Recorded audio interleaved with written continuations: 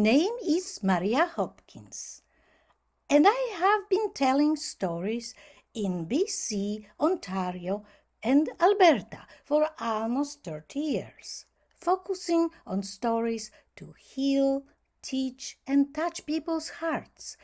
At present, I am living in Victoria, BC, where I started my career as a storyteller.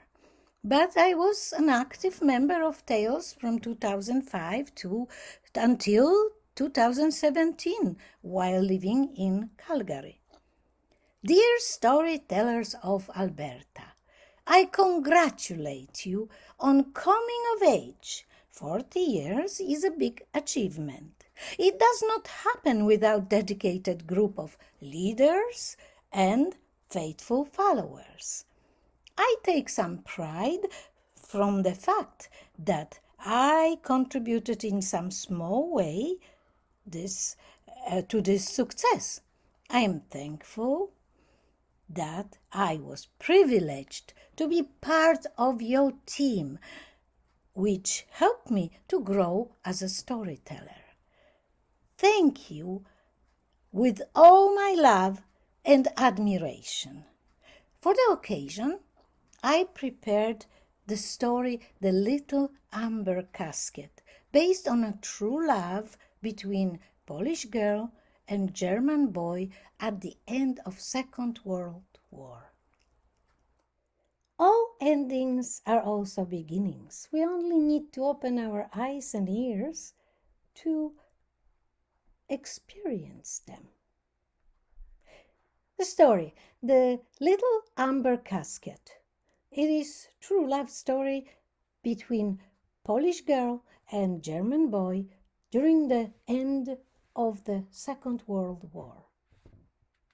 Grandmother Sophia welcomed her granddaughter Annie, who was usually drop in after school, and straight from the doorstep, Annie was shouting, "Granny, I don't understand why those boys are so silly." Andrew again was whispering something to Dagmar, and then they were giggling. "I don't understand. He is my boyfriend." "Oh, if it is true love, he will be yours." True love endures the test of time. Annie thought for a moment and then asked, "Granny, do you remember your first love?" "Oh, yes, my dear. I remember it as if it happened just yesterday." "Tell me about it." "Okay, let me take my herb tea, and you meantime bring that little amber casket from the dresser." When it was done, they sat down and Grandma started her story. During the wartime, our family was spared. We were fortunate to work on the farm in Germany, and the farm was located near the concentration camp. Every day, while taking goats to graze, I was meeting a young boy, and sometime I tossed him some apple or some piece of bread. We were not talking much, but I can tell you there was love between us. And one day he was gone, and I thought I would never see him again. I assumed he was killed.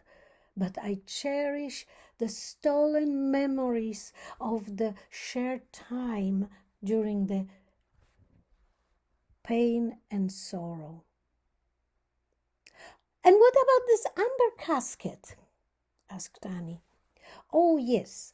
At our last meeting, he said, 'I would like you to have something from me. Tomorrow, when I will be gone because they're taking us to another camp, I would like you to go to the other side of the railroad where the orchard is. And on the side of the forest, there is gnarled wild cherry tree. In its trunk is a hole, and There you will find something wrapped in the blue handkerchief. I want you to have it. The next day, I went there, and I found that blue cloth bundle. It was this amber casket. You see? Let's open it. You see, this is the photograph of my Hans. He used to live in Gdańsk before war. So, you never saw him again, Grandma?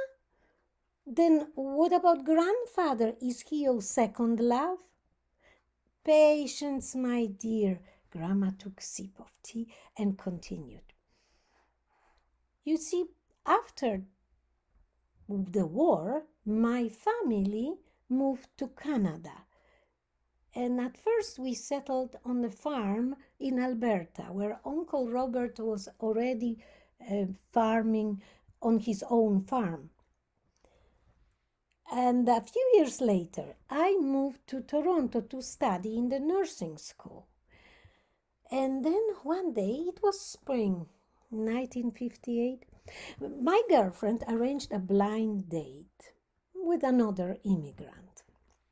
And as reluctantly as I agreed, but as I was chatting with my date in the car, in the back seat of the car on the way to restaurant, he asked me the question usually asked by immigrants: where were you during the war? I said, I was working on the farm in Germany. And you? A concentration camp in Germany, he replied, and then that faraway look into his eyes. What is it? I asked. Oh, nothing, just a memory. Go on, I encouraged him. There was a girl who visited me, and she brought sometime apple, sometime crust of bread. Our rendezvous lasted during the 7 months, continued. I cherish memories of those months shared. And then one day you asked her to find amber casket in a wild cherry tree? Why, how do you know that? I felt as though my heart would explode. I took his hand, and after deep breath, I said, I am that girl, Sophia, and you are my Hans, whom I never forgot. Destiny has brought us together, said Hans.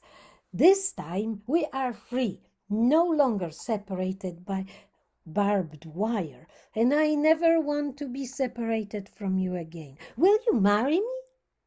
Without hesitation, I said, yes, I will marry you. So, there you have it. This is a story about my first love. So, Grandpa is your first love? Then you know, Grandma, tomorrow I will speak to my boyfriend to find out if he is true to me. Thank you.